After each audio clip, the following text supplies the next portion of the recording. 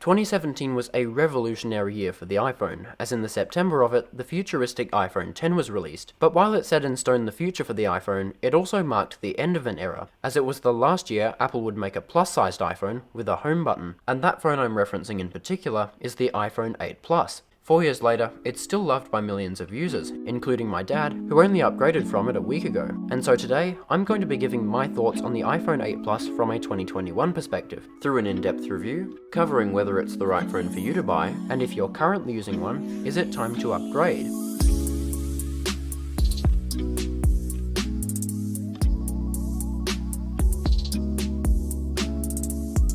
So first up, the good news is that the iPhone 8 Plus is still a very capable device. Don't be fooled by its older design, because the specs are still more than good enough for the average person, and you won't really be making any sacrifices due to its age. I mean, sure, the cameras might be a bit behind the newest iPhones, and the battery life might have degraded X amount over the years, but unless you're a power user, or you need super high-end specs for whatever reason, then this phone is just fine to use in 2021, and if you're using one at the moment, I'm sure you'll agree with me. The only potential struggle I can think of with the iPhone 8 Plus is a potentially mediocre battery life, if the phone's been used heavily over the years, and has a degraded battery. But battery replacements are pretty cheap, and if need be, I'd say it's worth doing. As for actually going out and buying one, the iPhone 8 Plus can be a great phone for those on a budget, those who are coming from an older iPhone like a 6 or a 6S, and anyone who just wants a home button, but also a big iPhone, as you can find them for under $400 on the used market. If that third option applies to you though, meaning you just care about the home button, I'd like to introduce you to the iPhone SE. The iPhone SE can be bought new, and sports much more modern internals, as well as, just like the 8 Plus, retaining that home button, although keep in mind that there is no plus-sized SE, so you will have to deal with that smaller size. In fact, it's actually the same size as the regular iPhone 8,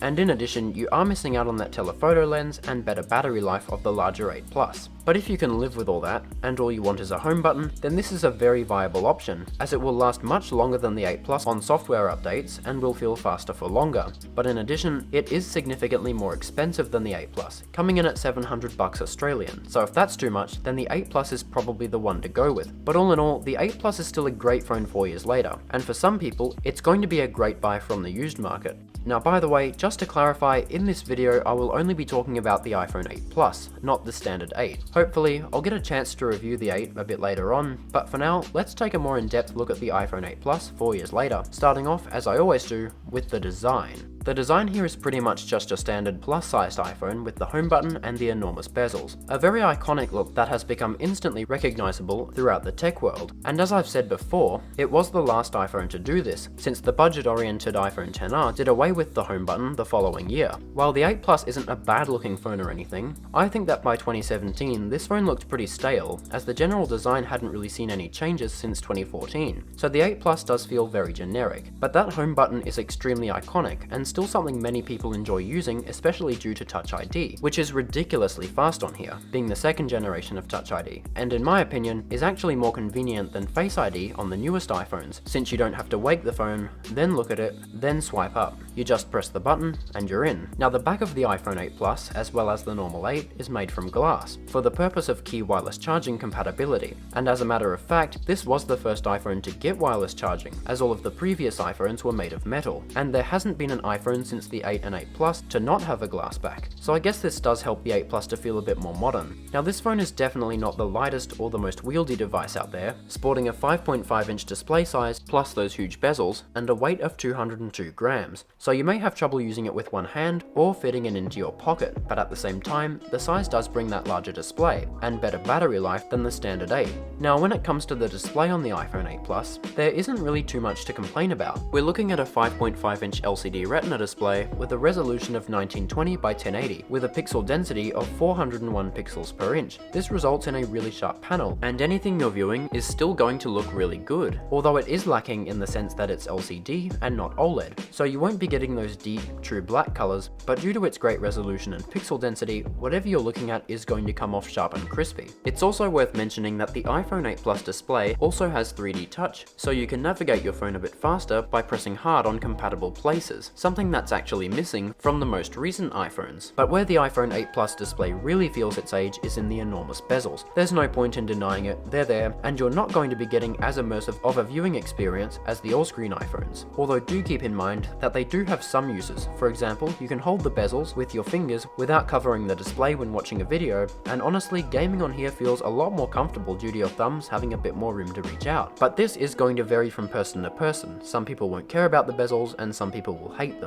But personally, I don't really see it to be that big of a deal. And all in all, everything you're viewing on this display is going to look great, from movies to articles to games. Another area where the iPhone 8 Plus still does a decent job is in the camera setup. On this device, we're faced with a 12 megapixel wide and telephoto lens on the rear and a 7 megapixel selfie camera. Obviously, newer iPhones are a pretty significant amount more advanced and will make the 8 Plus feel behind when put side by side. But honestly, using these cameras in day-to-day life will be just fine. And it's really not that hard to get some pretty nice shots with them. As for video recording, the iPhone 8 Plus is able to record in 4K at up to 60 frames per second and was actually the first iPhone to bump these specs up from the previous 4K 30 max settings. Again, more recent iPhones have improved in this regard, and the 8 Plus doesn't sport the mind-boggling features like Dolby Vision HDR recording like on the iPhone 12 series, but video on the iPhone 8 Plus still looks pretty good, so I see no reason to criticize it. In terms of the performance, there's really not much to say here apart from that it's fine. The Apple A11 chipset and 3GB of RAM do a fine job in keeping things smooth on iOS 14,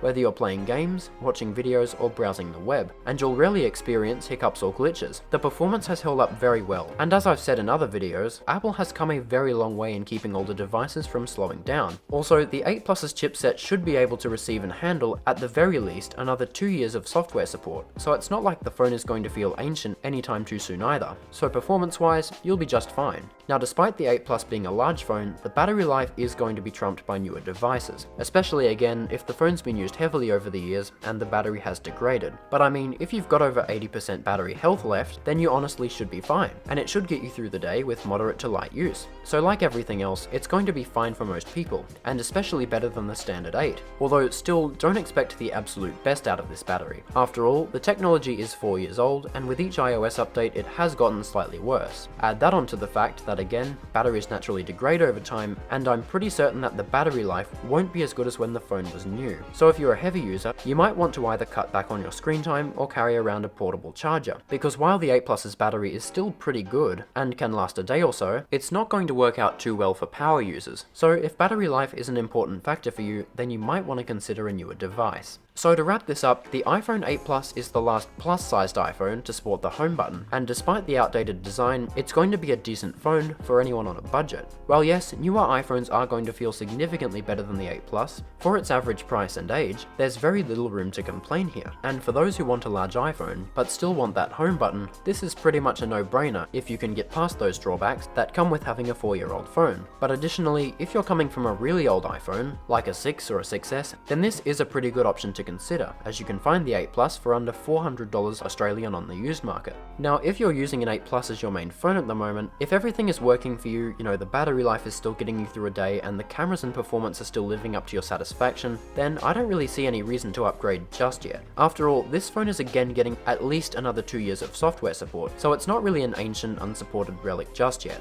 But all in all, the iPhone 8 Plus marked the end of the era where the home button was seen on every single iPhone, as the next year, its replacement, the iPhone XR, had done away with it. And so in that sense, it is something special. And so that pretty much concludes my iPhone 8 Plus review from a 2021 perspective. If you enjoyed this video or found it helpful in any way, please make sure you drop me a like and subscribe to TechSpree for more reviews, comparisons, and the occasional unboxing. Thank you so much for watching. This is Tom with TechSpree, and I'll see you, as always, next time.